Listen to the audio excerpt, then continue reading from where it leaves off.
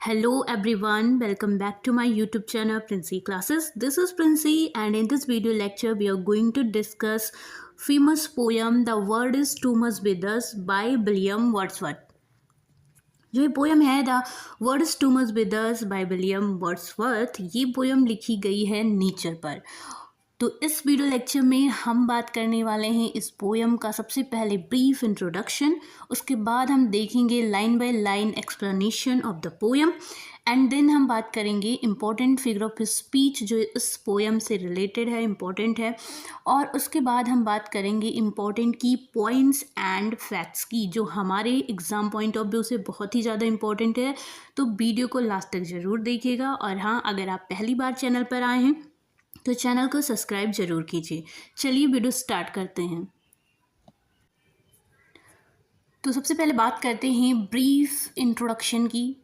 इस पोएम का जो ब्रीफ इंट्रोडक्शन है पहले उसके बारे में बात करते हैं। क्या होगा कि पोएम जो है, अगर हम उसकी ब्रीफ इंट्रोडक्शन के बारे में जानते हैं तो पोएम से कनेक्ट करना बहुत ही ईजी हो जाता है। तो बात कर लेते हैं अब ब्रीफ इंट्रोडक्शन की। The world is too much with us is a sonnet written by William Wordsworth. यानी जो ये पोएम है the world is too much with us, ये लिखा गया है विलियम वर्ड्सवर्थ के द्वारा अराउंड 1802, यानी 1802 के आसपास इसे लिखा गया है। और अगर बात करें इसके पब्लिकेशन की तो जो ये पब्लिश्ड हुआ था ये हुआ था 1807 में। यानी जो ये पोएम है विलियम वर्ड्सवर्थ के द्वारा एक सोनेट है जो लिखा गया है 1802 के आसपास और पब्लिश हुआ है 1807 के आसपास। ठीक है, it is a Petrarchan sonnet 14 lines. यानी ये जो सोनेट है ये पेट्रार्कियन सोनेट है जिसमें 14 लाइन्स होती हैं। ठीक है, ऑक्टेव और सस्टेट करके। where Wordsworth criticized the materialism of modern society। यानी जो ये पोएम है इसमें जो वर्ड्सवर्थ हैं वो क्रिटिसाइज़ करते हुए दिखाई देंगे, टिप्पणी करते हुए दिखाई देंगी किस पर, जो मटेरियलिज्म है ऑफ मॉडर्न सोसाइटी, यानी जो आधुनिक सोसाइटी है उसका जो मटेरियलिज्म है यानी जो भौतिकवाद है उससे उस पर ये टिप्पणी करते हुए दिखाई देंगे। अकॉर्डिंग टू हिम, उनके according, people are too busy with money, positions and worldly affair. उनके अकॉर्डिंग वो पोएम में बताना चाहते हैं कि जो लोग हैं वो बहुत ज़्यादा बिजी हो गए हैं पैसों के पीछे, पोजीशन अधिकार करने में, और वर्ल्डली अफेयर सांसारिक जो अफेयर्स हैं तो इसके चक्कर में पड़ गए हैं, इसमें बहुत ज़्यादा बिजी हो गए हैं। And have lost their connection, और उन्होंने अपना जो कनेक्शन है वो लॉस कर दिया है, खो दिया है विथ नेचर। यानी वो नेचर पर पोएम लिख रहे हैं। तो वो कह रहे हैं कि जो मनुष्य है, जो मॉडर्न सोसाइटी है, ये मॉडर्न सोसाइटी आधुनिकता की तरफ भागती जा रही है। और ये जो सबसे इम्पॉर्टेंट है जिससे हम बने हैं, जो प्रकृति है, वो जो नेचर है, हम उसी को क्या करते जा रहे हैं, भूलते जा रहे हैं, उसको खोते जा रहे हैं। Wordsworth laments that humanity is out of tune. यानी वो कह रहे हैं, जो वर्ड्सवर्थ हैं वो कहना चाह रहे हैं कि जो ह्यूमैनिटी है, जो मानवता है, वो एक तरीके से आउट ऑफ ट्यून हो गई है। यानी उसका तालमेल जो है वो विथ नेचर, यानी नेचर के साथ जो उसका तालमेल है वो एकदम आउट ऑफ ट्यून हो गया है, यानी एकदम अलग हो गया है। यानी जो उसका ट्यून है, वो जो मेल मिलाप होता है वो एकदम आउट हो गया है, अलग हो गया है। And even wishes he could be pagan, और ये और पोएम में वो विश भी करते हैं, वो इच्छा भी करते हैं कि काश वो पैगन होते। पैगन मतलब जो प्रकृति के पुजारी होते हैं, प्रकृति के उपासक होते हैं, तो वो ऐसा प्रे करेंगे कि काश मैं एक पैगन होता, so that he might feel closer to the divine power of the natural world. ताकि जो डिवाइन पावर है इस नेचुरल वर्ल्ड की, जो प्राकृतिक संसार का एक दैवीय जो शक्ति है उसको मैं फील कर सकता। तो पोएम जो है उसमें सीधा सा अगर सिंपल वे में समझे तो पोएट जो है वो भौतिकवाद को यहाँ पर क्रिटिसाइज़ करेंगे और वो प्रकृति की तरफ जुड़ाव से लेकर बात करेंगे। वो खुद भी चाहते हैं कि काश वो पैगन होते और वो भी प्रकृति से कनेक्ट कर पाते। आई होप आपको ये इंट्रोडक्शन समझ में आया होगा। अब बात कर लेते हैं इसके बैकग्राउंड की। This sonnet was written by William Wordsworth in 1802 during romantic age. यानी ये कब लिखा था, तो ये रोमांटिक एज जब चल रहा था 1802 के आसपास इन्होंने इसे लिखा। It reflects his disapproval of industrialisation and materialism of in society. यानी समाज में जो औद्योगिकरण हो रहा था, जो मटेरियलिज्म हो रहा था, भौतिकवाद के लोग पीछे भाग रहे थे, औद्योगिकरण होता जा रहा था, तो उसको इन्होंने यहाँ पर क्रिटिसाइज़ किया, उसको डिसअप्रूव किया है। इनका मानना है कि हमें अपनी प्रकृति से कनेक्टेड रहना चाहिए। The poem emphasis man loss connection with the nature and spiritualisation या स्पिरिचुअलिटी। मतलब जो पोएम है वो क्या करेगी, वो एम्फेसिस करेगी, जोर डालेगी कि इस पर लॉस जो हुआ है कनेक्शन का, यानी जो कनेक्शन था हमारा प्रकृति के साथ, हम प्रकृति के ही बने हुए लोग हैं, तो हम प्रकृति से जो कनेक्शन था उसे खोते जा रहे हैं। इस बात पर इन्होंने और अध्यात्म पर इन्होंने जोर दिया है। आई होप आपको ये जो बैकग्राउंड है और जो ब्रीफ इंट्रोडक्शन है वो अच्छे से समझ में आया होगा। अगर आपको ये वीडियो इन्फॉर्मेटिव लग रही है तो प्लीज़ वीडियो को लाइक ज़रूर कीजिएगा। चलिए अब हम पोएम को लाइन बाय लाइन स्टार्ट करते हैं। तो अब बात कर लेते हैं पोएम की। The world is too much with अस, यानी जो संसार है वो हमारे ऊपर बहुत ज़्यादा हावी होता जा रहा है। जब ये पोएम मैंने पढ़ी थी तो मेरे माइंड में ये क्वेश्चन आ रहा था कि अगर ये पोएम, अभी तो ये पोएम लिखी गई थी करीब 200 साल पहले, जब विलियम वर्ड्सवर्थ ने इसे लिखी थी तो करीब आज से 200 साल पहले ये पोएम लिखी गई थी। लेकिन अगर विलियम वर्ड्सवर्थ आज होते तो आपको क्या लगता है वो किस पे पोएम लिख रहे होते? The world is too much with अस की जगह मुझे तो लगता है जो विलियम वर्ड्सवर्थ हैं वो पोएम लिख रहे होते the mobile is too much with अस, क्योंकि जो आज की मॉडर्न सोसाइटी है वो मोबाइल से बहुत ज़्यादा कनेक्टेड हो गई है और नेचर को छोड़ती जा रही है। कमेंट करके ज़रूर बताइए कि आपको भी ऐसा फील होता है कि अगर विलियम वर्ड्सवर्थ होते तो आज वो the mobile is too much with अस पर पोएम लिख रहे होते। तो चलिए अब हम पोएम को स्टार्ट करते हैं। The word is too much with us late and soon. The word is too much with us late and soon. अब पोइट जो है वो कह रहा है कि जो दुनिया है वो हमारे ऊपर बहुत ज़्यादा हावी होती जा रही है। लेट एंड सून यानी पहले भी ऐसा था और अभी भी। यानी अगर हम बात करें जो मनुष्य है उस मनुष्य का जो जीवन है वो प्रकृति से जुड़ने की बजाय क्या हो रहा है, भौतिकवाद में डूबा जा रहा है। वो चाहे अब की बात हो चाहे पहले की बात हो, तो अभी भी अगर हम अभी इस वक्त की भी बात करें तो ये बहुत ज़्यादा बढ़ गया है, क्योंकि हम लोग जो हैं वो प्रकृति से बिल्कुल अलग होते जा रहे हैं। हम अपने जीवन की रोज़मर्रा की ज़िंदगी में इतने भाग दौड़ में लग गए हैं कि हम अपनी प्रकृति को भूलते जा रहे हैं। सोचो जो चीज़ आज हो रही है विलियम वर्ड्सवर्थ ने उसे 200 साल पहले ही रियलाइज़ कर लिया था और उसे अपनी पोएम में एक्सप्लेन किया। गेटिंग एंड स्पेंडिंग बी ले बेस्ड आवर पावर, यानी हम क्या कर रहे हैं, गेटिंग पाने में एंड स्पेंडिंग और खर्च करने में बी ले बेस्ड आवर पावर्स, हम अपनी जो शक्ति है उसको खोते जा रहे हैं। यानी हम अपनी जितनी भी ऊर्जा है उसको, अपनी पावर्स को क्या कर रहे हैं, बेस्ड कर रहे हैं किसमें, गेटिंग एंड स्पेंडिंग, यानी कमाने में और खर्च करने में। यानी हमारा जीवन सिर्फ अब यही रह गया है कि हम सिर्फ कमाने के पीछे और खर्चा करने के पीछे ही भाग रहे हैं। ये जो पावर्स है उसको क्या करते जा रहे हैं, खोते जा रहे हैं। और अगर आधुनिक युग की बात करें तो हम अपना जो टाइम है वो हद से ज़्यादा इंस्टा, फेसबुक और क्या कर रहे हैं, जो ये है मीडिया है इस पर बहुत ज़्यादा फोकस करके दे रहे हैं। ठीक है, तो अगर जो पोएट है वो आज की सोसाइटी के बारे में बात करके लिख रहा होता तो हम ये भी लिख रहा होता कि जो हम लोग हैं वो क्या कर रहे हैं, अपना गेटिंग स्पेंडिंग में तो टाइम स्पेंड ही कर रहे हैं, इसके साथ साथ इंस्टा और फेसबुक पे भी बहुत ज़्यादा टाइम स्पेंड कर रहे हैं। Little we see in nature that is our, और हम क्या कर रहे हैं, बहुत कम ही नेचर में देख रहे हैं जो हमारा है। यानी हम क्या कर रहे हैं, हम अपना टाइम सिर्फ कमाने, खाने में, खर्च करने में ही लगा देते हैं, अपनी सारी एनर्जी उसी में वेस्ट कर देते हैं और हम नेचर को एकदम भूलते जा रहे हैं। हम बहुत कम ही नेचर को ऑब्जर्व करते हैं। We have given our heart away, हमने तो अपना हृदय भी क्या कर दिया है, एक तरीके से दान बेच दिया है।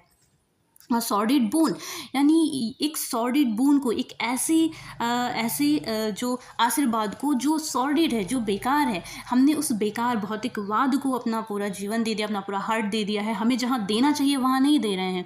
The sea that bears her bosom to the moon, अब पोइट कह रहा है द सी यानी जो समुद्र है, जो समुद्र है, सागर जो है वो क्या कर रहा है, bosom bears her bosom to the moon, यानी अपना जो सीना है वो चांद को दिखाता है। तो यहाँ जो पोएट है वो क्या कर रहा है, सी को और मून को एक तरीके से क्या कर रहा है, ह्यूमनाइज कर रहा है, ह्यूमन के इक्वल बता रहा है एक तरीके से। जो पर्सोनिफिकेशन है वो यूज़ कर रहा है और कह रहा है कि जो सी है वो क्या कर रहा है, अपने सीने को क्या कर रहा है, सीने को फैलाए हुए एक तरीके से सीना जो है वो चांद को दिखा रहा है। The wind that will be howling at all hour, और जो विंड है, जो हवा है, जो हर घंटे क्या कर रही है, हालोइंग कर रही है, यानी चल रही है and are up gathered now like sleeping flower. यानी जो इतनी सुंदर प्राकृतिक दृश्य है, जैसे सी को अगर देखो तो ऐसा लगता है कि मानो उसने अपना सीना फैला रखा है, चांद की रोशनी उस पर पड़ रही है, और जो विंड है वो ब्लो कर रही है, हल्की हल्की हवा जो चल रही है, ये सब कितना जो है हर घंटे जो चल रहा है हवा, वो कितनी ज़्यादा मनमोहक चीज़ें होती हैं। And are up gather now, लेकिन जो ये सारी चीज़ें हैं वो अब क्या हो गई हैं, ऐसा लग रहा है लाइक स्लीपिंग फ्लावर कि ये सोते हुए फूल हो गए हों। फॉर दिस, इसके लिए, फॉर एवरीथिंग, और सभी चीज़ों के लिए, यानी जो ये सी है, जो एयर है, जो विंड है, ये सारी चीज़ें क्या हो रही हैं, ये सारी चीज़ें तो बहुत खूबसूरत हैं, but we are out of tune. लेकिन हम इन सब से अपना तालमेल जो है वो खोते जा रहे हैं, हम एकदम से अलग हो गए हैं, हम इसे फील ही नहीं कर रहे हैं। जो हमें प्रकृति से मिला है, यानी जो ऑलरेडी इतना प्यारा है, इतना खूबसूरत है, हम उस प्रकृति को छोड़ रहे हैं, उस प्रकृति से एकदम दूर होते जा रहे हैं। इट मूव्स अस नॉट, यानी कभी ऐसा होता था हम प्रकृति में बैठते थे, खुले में बैठते थे, और हम गार्डन में बैठ के तितलियों को देखते थे, सी समुद्र को देखना कितना अच्छा होता है। लेकिन क्या हो गया है, अब ये चीज़ें हमें मूव नहीं कर रही हैं, यानी हमें इफ़ेक्ट नहीं कर रही हैं। Great God, I did rather be a pagan sickled in a creed out old. अब वो कह रहे हैं, जो पोएट हैं वो यहाँ पर प्रे कर रहे हैं कि ग्रेट गॉड, महान ईश्वर, I had rather be a pagan, कह रहे हैं इससे अच्छा होता मनुष्य, जो मैं मनुष्य हूँ, मतलब जो ये मटेरियलिस्टिक दुनिया है, इस दुनिया से अच्छा होता कि मैं एक पैगन होता। और पैगन कौन है, पैगन जो है वो प्रकृति का पुजारी होता है, तो काश मैं एक पैगन होता। सिकल्ड इन अ क्रीड आउटवर्न, जो प्रकृति में ही क्या होता है, प्रकृति में ही पला बढ़ा होता है, तो काश कोई एक पुराना पैगन होता जो पुराने विश्वासों में पला बढ़ा हो, जिसे प्रकृति पर विश्वास हो, प्रकृति का पूजक हो। So might I standing on the pleasantly, ताकि मैं क्या होता, मैं इस सुंदर घास के मैदान पर खड़े होकर देख पाता। Have glimpse that would make me less forlorn, यानी मैं उस झलक को ले पाता, इस प्रकृति की सुंदर दृश्य को देख पाता जो मुझे कम फॉरलॉर्न फील कराती हैं, यानी कम अकेला महसूस करवाती हैं। क्योंकि जब हम प्रकृति से जुड़ जाते हैं तो हमें इतना अकेला फील नहीं होता, और इस मटेरियलिस्टिक दुनिया में सबके साथ होके भी अकेला फील होता है। तो काश ऐसा होता कि मैं इस पैगन की तरह होता, उस पैगन की तरह होता जो पुराने रीति रिवाजों को फॉलो करता था, तो मैं उस ग्लिम्स को ले पाता, उस सुंदर दृश्य को जान पाता, महसूस कर पाता, और मुझे कम अकेला महसूस होता। Have sight of Proteus rising from the sea, अब पोएट कह रहा है कि अगर मैं पैगन होता और मैं उस ग्लिम्स को ले पाता, तो शायद मैं सी से, समुद्र से, जो समुद्र के देवता पोर्टियस हैं, उनको वहाँ से उगते हुए देख पाता, उनको निकलते हुए देख पाता। यहाँ पर जो पोएट है वो क्या कर रहा है, इमेजिनेशन कर रहा है कि काश ऐसा होता तो मैं सी के जो देवता हैं उनको भी देख पाता। और hear old Triton blow his wreathed horn, और या फिर अगर मैं इतना जुड़ जाता प्रकृति से, तो शायद जो लहरों के देवता हैं, जो समुद्र में उठने वाली लहरों के देवता ट्राइटन हैं, उनको उनकी शंखनुमा जो रेथेड हॉर्न है, शंखनुमा जो बांसुरी है, उसको बजाते भी सुन पाता। तो पोएट कुल मिलाकर यहाँ यही कहना चाहता है कि जो ये दुनिया है वो क्या हो रही है, वो मेटेरियलिस्टिक चीज़ों में, भौतिकवाद में बहुत ज़्यादा विलीन हो गई है, और अपने आसपास की सुंदरता, प्रकृति से उसका जुड़ाव एकदम से टूट गया है। और मैं चाहता हूँ कि काश मैं इस जो ये बंधन है, जो प्रकृति के साथ हमारा प्रेम है, जो हमें इतना प्रसन्नचित्त फील करवाता है, मैं उससे बिल्कुल भी दूर ना जाऊँ। और उनका ये भी जो है एक रिक्वेस्ट है कि आप लोग भी प्रकृति से दूर मत जाइए, और मेरी भी रिक्वेस्ट है कि प्लीज़ आप प्रकृति से बिल्कुल भी दूर मत जाइए। अपना थोड़ा समय निकाल कर प्रकृति के साथ ज़रूर बिताइए, क्योंकि इससे आपको बहुत ज़्यादा पॉजिटिव एनर्जी मिलती है। प्लीज़ कमेंट करके ज़रूर बताइएगा कि आपका इस बारे में क्या सोचना है। तो ये था जो स्टैंजा, इसके स्टैंजा के बारे में हमने अच्छे से पढ़ लिया, पोएम अच्छे से जान लिया है। अब हम बात कर लेते हैं इंपॉर्टेंट फिगर ऑफ स्पीच की। तो अब हम बात कर लेते हैं फिगर ऑफ स्पीच। सबसे पहला फिगर ऑफ स्पीच है पर्सोनिफिकेशन यानी मानवीयकरण। तो जो पोएट है वो क्या कर रहा है, मानवीयकरण कर रहा है। उसने क्या किया है, जो सी है उसको एक तरीके से मनुष्य की तरह देख रहा है, एक मानव की तरह ले रहा है और ऐसा बोल रहा है कि जो सी है वो क्या कर रहा है, अपना bosom bears her bosom to the moon, यानी उसने अपना सीना चांद को अपना सीना दिखा रहा है एक तरीके से, ऐसा पोएट बोल रहा है। The wind that will be blowing at all hour, यानी जो हवा है वो हमेशा क्या कर रही है, चल रही है हर घंटे। तो यहाँ जो सी और विंड है उसको इंसानों की तरह प्रस्तुत किया गया है, कभी प्रकृति की शक्तियों को मानवीय गुण देता हुआ दिखाई देता है। तो ये है पर्सोनिफिकेशन। दूसरा है एल्यूजन, यानी संकेतों का यूज़ किया गया है। यहाँ जो पोर्टियस राइजिंग फ्रॉम द सी और जो ट्राइटन है उनके बारे में जो बात की गई है, तो यहाँ जो ग्रीक के जो पोर्टियस और ट्राइटन है ये ग्रीक पौराणिक देवता हैं, उनका उल्लेख किया गया है और यहाँ प्रकृति की दिव्यता को दर्शाने के लिए ऐसा संकेत यूज़ किया गया है। फिर तीसरा बात करते हैं वो है मेटाफर यानी रूपक। रूपक क्या है, यहाँ पर जो पावर है को मनुष्य की प्राकृतिक और आध्यात्मिक क्षमता के रूप में क्या किया गया है, रूपक की तरह व्यक्त किया गया। यानी जो पावर का मतलब है वो वहाँ मतलब है जो उसकी प्राकृतिक क्षमता है, जो उसका आध्यात्मिक क्षमता है, उसके बारे में बात की गई है। चौथा जो है वो है ऑक्सीमोरॉन यानी विरोधाभास। जो पोएट है वो एक लाइन में बोलता है सॉर्डेड बून। सॉर्डेड बून का मतलब है, देखो बून तो मतलब होता है आशीर्वाद, लेकिन सॉर्डेड का मतलब होता है बेकार या गंदा। तो एक तरीके से आशीर्वाद तो है लेकिन कैसा है, बेकार आशीर्वाद है, भौतिकवाद जो है। तो यहाँ दो विरोधी शब्द जो हैं वो साथ में आते हुए दिखाई देते हैं। अगर हम बात करें पांचवा जो है वो क्या है, इमेजनरी है, इमेजरी है। इमेजरी यानी चित्रात्मकता। यहाँ जो स्लीपिंग फ्लावर हैं तो यानी सोते हुए फूल, तो फूल सोता नहीं है लेकिन यहाँ उन्होंने इमेजनरी का यूज़ किया है, जिससे क्या है, जो ये स्लीपिंग फ्लावर बोलकर उसने इस दृश्य को क्या कर दिया है, जीवंत बना दिया है। पाठक के मन में इससे क्या होता है, सजीव चित्रण दिख सकता है। ठीक है, तो ये जो है कुछ इंपॉर्टेंट फिगर ऑफ स्पीच थी। आई होप आपको ये समझ में आया होगा और प्लीज़ वीडियो को सपोर्ट ज़रूर कीजिए और हमें कमेंट करके ज़रूर बताइए कि आपको ये वीडियो हेल्पफुल लग रही है या नहीं। तो अब हम बात कर लेते हैं सबसे मेन एंड जो इम्पोर्टेंट की फैक्ट्स हैं जो एग्ज़ाम पॉइंट ऑफ व्यू से बहुत ज़्यादा इंपॉर्टेंट है उसके बारे में। तो अब बात कर लेते हैं 10 की पॉइंट्स की जो बहुत ही इंपॉर्टेंट है। देखो ये जो पॉइंट्स हैं सबसे इम्पॉर्टेंट यही है क्योंकि यहाँ से एग्ज़ाम में बहुत बार पूछने के चांस बनते हैं। तो सबसे पहले तो ये जो पोएट है वो कौन है, वो रोमांटिक एज के हैं। इनका जो टाइम पीरियड है वो 1770 टू 1850 है। ठीक है, और इन्हें नेचर का वर्शिपर भी कहा जाता है। ऐसा क्वेश्चन बन सकता है कि who known as the nature worshipper. तो कौन से पोएट ऐसे हैं जो नेचर वर्शिपर की तरह जाने जाते हैं, तो कौन है, विलियम वर्ड्सवर्थ। ठीक है, जो एयर ऑफ राइटिंग है वो 1802 है और पब्लिश 1807 में हुआ था। अगर बात करें तो ये इंडस्ट्रियल रेवोल्यूशन जो हो रहा था यानी औद्योगिक क्रांति के समय की कविता है। ठीक है, अगर हम बात करें फॉर्म की तो फॉर्म क्या है, पेट्रार्कियन यानी इटालियन सोनेट है। 14 लाइन्स हैं इसमें, ऑक्टेव और सस्टेट को ऐड करके। लेकिन जो इनकी राइम स्कीम है वो थोड़ी ट्रिपिकल राइम स्कीम है। यानी राइम स्कीम क्या है इनकी, a b b a b b a c d, यानी ये टिपिकल पेट्रार्कियन स्टाइल में इन्होंने इस पोएम को लिखा है। ये बहुत ही इंपॉर्टेंट पॉइंट है क्योंकि इनका टिपिकल स्टाइल जो है ये थोड़ा डिफरेंट है। फिर थीम की बात करें तो थीम क्या है, criticism of materialism and industrialisation. यानी इन्होंने क्या किया है, मटेरियलिज्म और इंडस्ट्रियलाइजेशन को बहुत ज़्यादा क्रिटिसाइज़ किया है। And longing for harmony with nature, और इन्होंने नेचर के साथ हारमनी, सामंजस्य बनाने की बात की है। ओपनिंग लाइन जो है वो क्या है, the world is too much with us, late and soon getting and spending will leave waste our powers.